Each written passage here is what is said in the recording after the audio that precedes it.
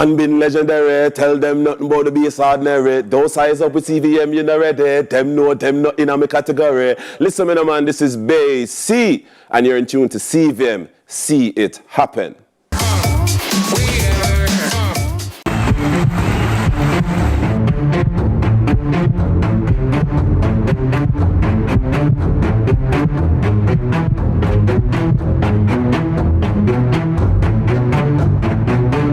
And that's what you love to see. They may be rivals, but the camaraderie is what it's all about. Can't wait for the final.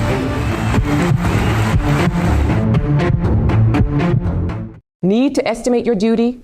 Perform a track and trace? Search for a declaration? Then download the Jamaica Customs mobile app today. The time by the Jamaica Customs Agency is 12 p.m.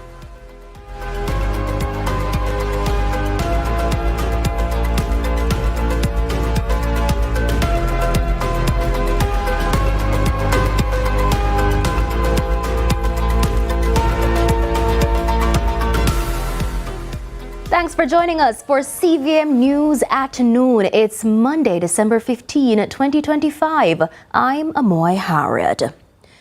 A warning this afternoon for Jamaican car buyers to be on the lookout for storm-damaged vehicles being sold on the local market without proper disclosure.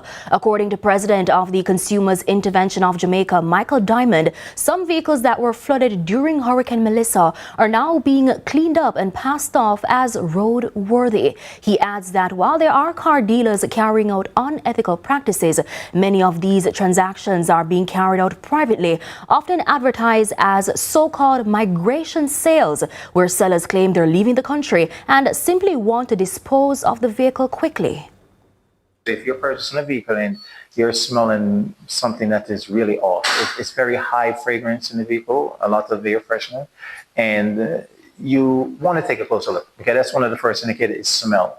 The fact of the matter is that there are other little things to look for, right? And water damage sometimes can be underneath the upholstery and you can't see it, but it's good for you to take it to a mechanic. And key is that a lot of the vehicles are moved from the parishes in which they were flooded. So you'll find vehicles from those areas here in Kingston and other parishes that are far away from the flood zone, so that would kind of lower your suspicion as well. So that is a part of what we are seeing.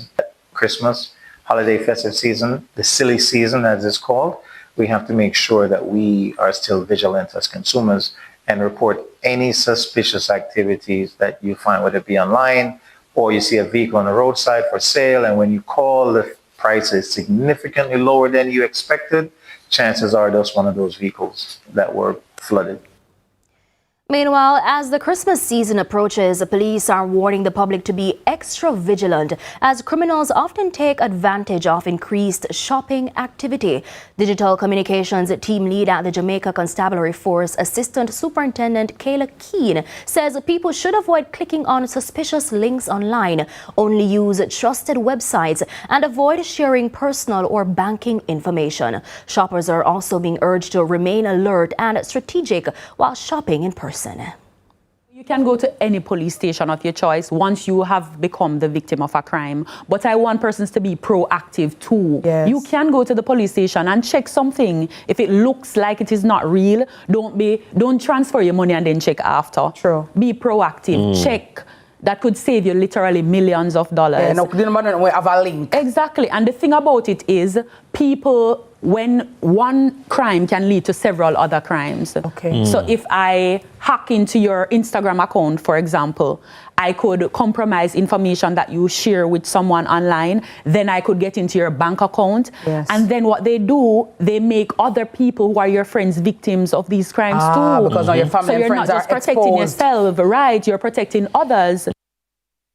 In the meantime, police in Lucy, Hanover are investigating the daylight shooting death of 31-year-old bike taxi operator Tajay Watson of Hutton Gardens. Reports are that about 11:30 Saturday morning, Mr. Watson was seated on his motorcycle in the vicinity of Church Street when he was approached by two men traveling on another motorcycle. The pillion brandished a handgun and opened fire, hitting Mr. Watson multiple times. In the clear view of the public, before speeding away. The wounded man was rushed to hospital where he was pronounced dead. Now, CVM News has since learned that the deceased was involved in a dispute with men from the Elgin Town community from an incident where he reportedly worked as part of a cleanup team following Hurricane Melissa and was not paid. Detectives attached to the Sam Lamar Police in Westmoreland have arrested and charged a man in connection with the shooting death of another man in Brighton community, Little London, on Thursday. Now, the accused has been identified as 30-year-old Michael Graham, otherwise called Papa. He has been charged with the murder of 43-year-old Shamar Slack, otherwise called Sandfly, of a St. Catherine address, but was living in Brighton up to the time of his death. Reports are that on November 20, Mr. Slack was among a group of men playing dominoes at a shop owned and operated by his girlfriend in Brighton. Now, minutes later, two men traveling on a motorcycle rode up to the shop and opened fire, hitting Slack multiple times. They escaped on the motorcycle, and the wounded man was rushed to hospital where he was pronounced dead. The police were summoned. Now, following an investigation, Mr. Graham, who was named as a person of interest, fled the community rather, along with other residents. Now, on Friday, a team of officers carried out an operation at a house in Brighton where Mr. Graham was taken into custody. He was questioned and subsequently charged with murder and other firearm-related charges on Saturday. The Westmoreland police have confirmed that a motorcyclist who was shot and injured by two armed men along Heskip Main Road in the parish last Wednesday succumbed to his injuries at hospital over the weekend. He has been identified as 64-year-old Robert Wood, a car technician of Noprian Road, also in the parish. Reports are that about 8:40 p.m. He was riding his motorcycle along a section of the roadway when he was signaled to stop by two other men traveling on another motorcycle. Now, he didn't comply, and the men brandished handguns and opened fire, hitting him multiple times. The police were summoned, and upon arrival, Wood, who was discovered suffering from gunshot wounds, he was taken to hospital where he was treated and admitted in serious condition. He had succumbed to his injuries over the weekend. Now, the investigators told CVM News that they have made some headway into their investigations and that they are currently seeking two suspects in connection with this latest murder. To other news now, charges have been laid on two members of the Jamaica Constabulary Force following a case of assault of a man at the Highgate Police Station in St. Mary in 2023. The two are Corporal Garth Brown and Constable Shaquille Murphy. Both were placed before the St. Mary Parish Court last Thursday. Now, following an investigation by the Independent Commission of Investigations, INDECOM, the Office of the Director of Public Prosecutions ruled that Corporal Brown and Constable Murphy should be charged for assault occasioning actual bodily harm. Now, during the investigation, the officers denied assaulting the man. However, medical evidence and an eyewitness corroborated the complainant's account.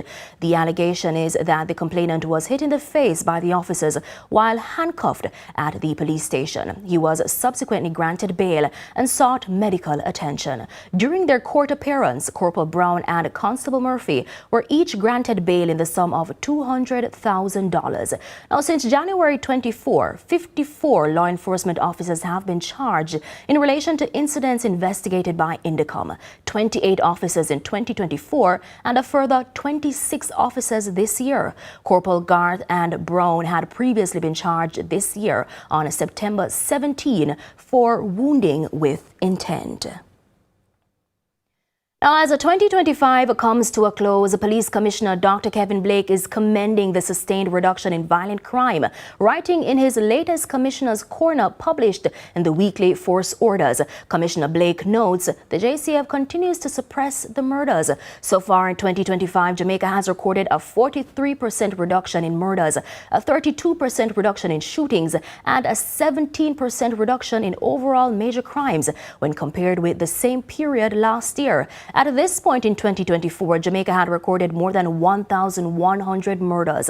Current figures indicate that there are now more than 470 fewer murders.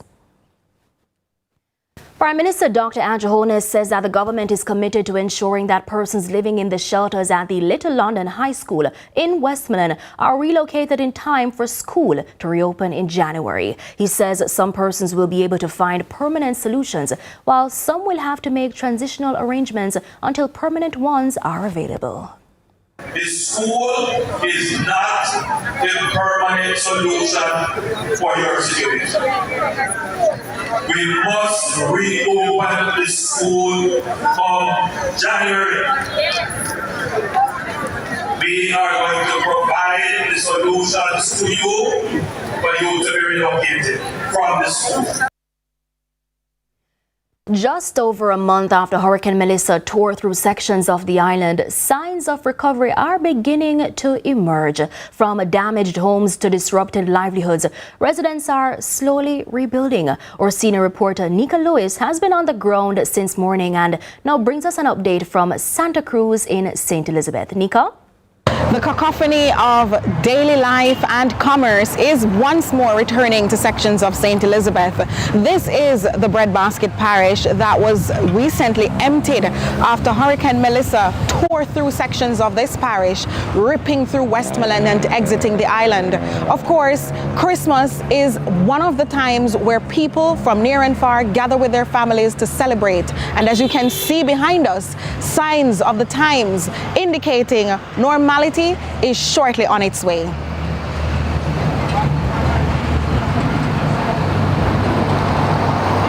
Thanks, Nika. Well, our reporter Kevin Black is also in Santa Cruz, St. Elizabeth, and he spoke to residents who told them what their experience with Hurricane Melissa was like. Kevin? So it's been a month since the passage of Hurricane Melissa as it swept through the western parishes, particularly St. Elizabeth. How has it impacted your community in particular? Very bad, very bad. When I see the devastation, I was blown away by what happened. And see the tree. Well, I came in the island right after Melissa, and the tree, the little track that I had to go through just like one car behind each other and two road and it's two road for a vehicle to travel. And you know it was shock when I come to Junction, come to Santa Cruz and see the mud and all that, and I couldn't believe. And it's time for a break, but stay with us. Our live interview comes up next.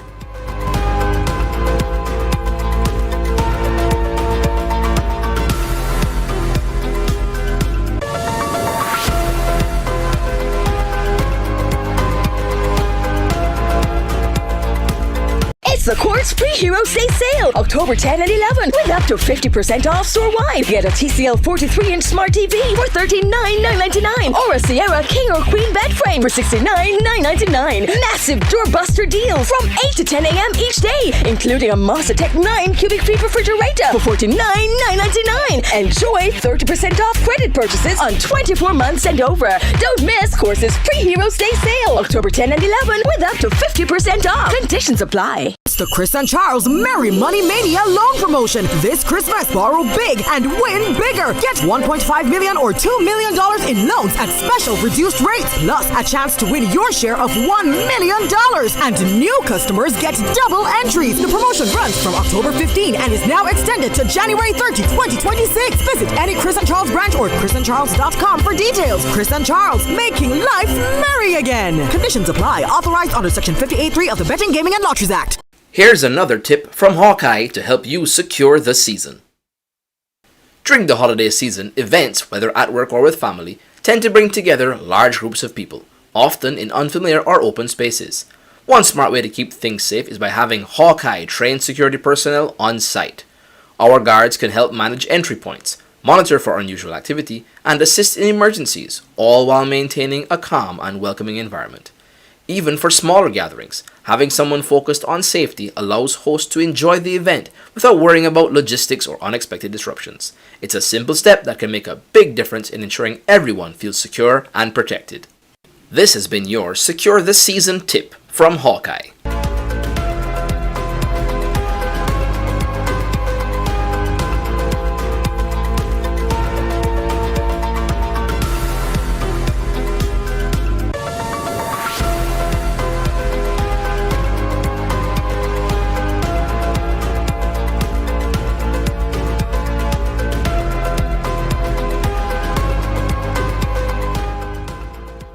Welcome back to CVM News at noon. Now, the United States federal government is on the verge of formally easing marijuana's federal status. Now, if it does pass a rescheduling move, this will mostly change how the government treats cannabis for research, business, taxes, and regulation, which of course could have a big economic and legal ripple effects. So, Jamaica's government says it's closely monitoring the developments happening in the U.S. as any change there could affect investment, financing, and export opportunities for our local cannabis industry. What does this mean for Jamaica on an economical stance? Joining me now in studio is economist Keenan Faulkner to break this down for us.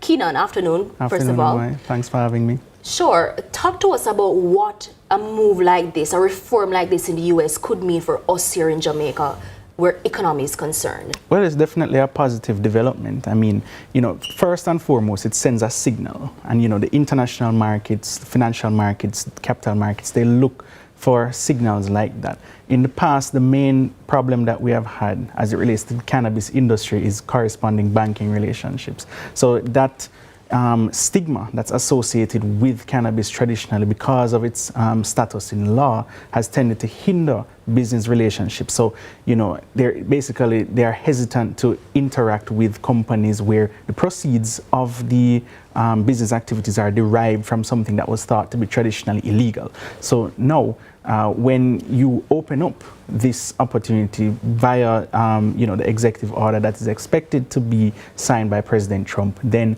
that opens up further opportunities for banking, for giving loans. Some people are just hesitant to give loans for expansion, and that has a ripple effect in terms of trade, investment, manufacturing, research, and just increasing exports. So you look at the domestic cannabis industry is worth maybe around 50 million US or 8 billion Jamaican. In the US, it's worth 32 billion. For the globe, it's worth almost 100 billion. So that's a market that can be easily tapped into now. When you think about the export opportunities that come from this, just by relaxing requirements, it sends a signal to those banks, to the corresponding banking relationships, and we have them everywhere, not just in the US, it's also in Canada and the UK. It means we now can do business with you because we're now starting to remove that stigma around cannabis. And removing that stigma and easing those regulations, what would our economy then look like, say, 5 years from now? Well, if they move with sufficient speed and scale, you are talking about ramping up exports. You're talking about deepening partnerships in terms of just now investments. Certain restrictions would now then be removed eventually. So but you have to start today. So it's not something that will now accrue immediately or automatically. However, with enough fixity of purpose, and if we are clear about this, it means that we can start to now bolster the legal cannabis industry in Jamaica. So speaking of that industry, we know that Jamaica has a long traditional and cultural relationship with ganja, but as it stands right now, before any form of reform happens in the US, does this cultural advantage automatically translate to economic advantage where our current industry is concerned? I think so, and it opens up industry opportunities in the cultural and creative industries because there are certain cultural considerations around cannabis specific and particular to Jamaica that you can exploit, at least from branding and an image perspective. So because of that stigma historically, we were just not able to tap into those things. Banks and everybody says, we don't want to handle weed money, to put it very crudely. But now, if you start to change that narrative, because in the US it has already been legalized in some states for recreational purposes and also for medicinal purposes at the state level. At the federal level, that gives it a whole new dimension. Basically, it sends a signal to the rest of the world that we are prepared to facilitate this, and banking policy can then change everywhere else that has to now interact with the US system. So we know that we have large US producers in the market right now. Realistically, can Jamaica compete at all? I think Jamaica will have to compete in a niche way. So we may not be able to compete in terms of what volume. would that niche look like? So, quality. So, you can claim that your quality as well as your price is more competitive even if you are not able to necessarily compete on volume. So if you can now market that and leverage those markets who are looking for Jamaica-specific cannabis-related products, then that is how you're going to add value in a very meaningful way. So I think there's a concern for our farmers right now, our ganja farmers.